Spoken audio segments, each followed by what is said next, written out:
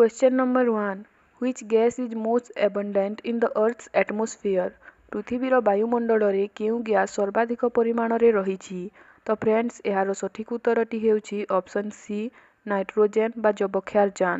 Question number 2. What is the chemical symbol for gold? ସୁନାର ରାସାୟନିକ ସଂକେତ କ'ଣ? ତ ଫ୍ରେଣ୍ଡସ୍ ଏହାର ରାଇଟ୍ ଉତ୍ତରଟି ହେଉଛି option D AU। Question number 3.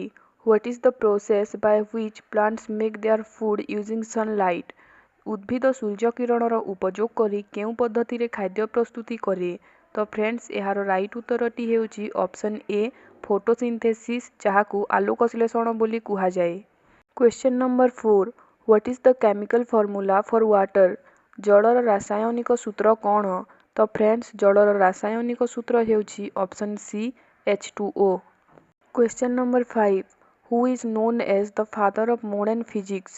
ଆଧୁନିକ ଭୌତିକ ବିଜ୍ଞାନର ଜନକ କାହାକୁ କୁହାଯାଏ? ତ ଫ୍ରେଣ୍ଡସ୍ ଏହାର ରାଇଟ୍ ଉତ୍ତରଟି ହେଉଛି option B Albert Einstein. Question number 6.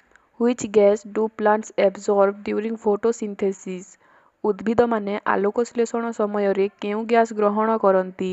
ତ ସାଙ୍ଗମାନେ ଏହାର ସଠିକ୍ ଉତ୍ତରଟି ହେଉଛି ଅପସନ୍ ଏ CO2 ବା ଅଙ୍ଗାରକାମ୍ଳ। Question number 7. Which vitamin is essential for healthy bones and teeth? ସୁସ୍ଥ ହାଡ଼ ଓ ଦାନ୍ତ ପାଇଁ କେଉଁ ଭିଟାମିନ୍ ଆବଶ୍ୟକ? ତ ସାଙ୍ଗମାନେ ଏହାର ରାଇଟ୍ ଉତ୍ତରଟି ହେଉଛି option D vitamin D. Question number 8. Which gas is responsible for the depletion of the ozone layer?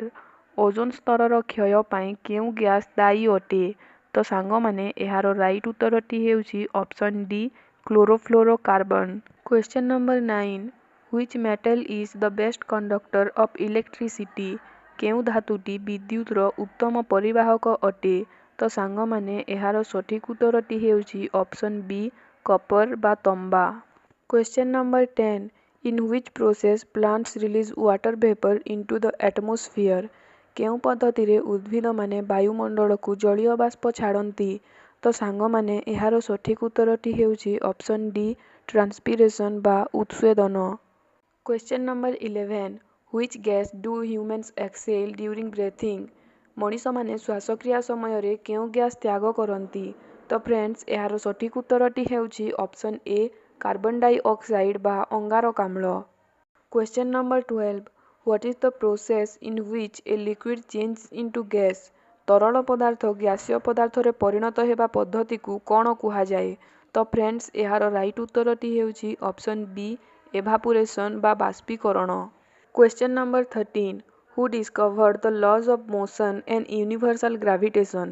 ଗତିର ନିୟମ ଓ ମାଧ୍ୟାକର୍ଷଣ ଶକ୍ତିର ଆବିଷ୍କାର କିଏ କରିଥିଲେ? ତ ଫ୍ରେଣ୍ଡସ୍ ଏହାର ରାଇଟ୍ ଉତ୍ତରଟି ହେଉଛି option A Isaac newton. Question number 14. Which gas is commonly used in car tires?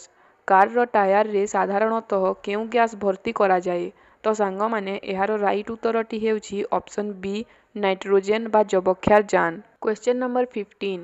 The filament of electric bulb is made of which of the followings? ବିଦ୍ୟୁତ୍ ବଲ୍ବର ଫିଲାମେଣ୍ଟ ନିମ୍ନଲିଖିତ ମଧ୍ୟରୁ କେଉଁଥିରୁ ନିର୍ମିତ ହୋଇଥାଏ? ତ ସାଙ୍ଗମାନେ ଏହାର ରାଇଟ୍ ଉତ୍ତରଟି ହେଉଛି option D ଟଙ୍ଗଷ୍ଟନ୍। Question number 16. Brass gets discolored because of which gas in the air? ବାୟୁମଣ୍ଡଳରେ ଥିବା କେଉଁ ଗ୍ୟାସ୍ ଯୋଗୁଁ ପିତ୍ତଳର ରଙ୍ଗ ପରିବର୍ତ୍ତନ ହୋଇଥାଏ?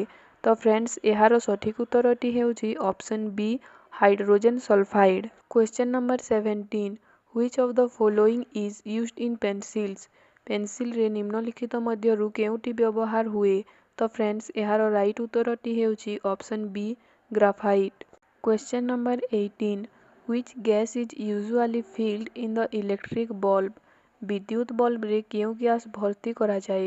ତ ଫ୍ରେଣ୍ଡସ୍ ଏହାର ସଠିକ୍ ଉତ୍ତରଟି ହେଉଛି ଅପସନ୍ ଏ ନାଇଟ୍ରୋଜେନ୍ ବା ଯବକ୍ଷାରଜାନ।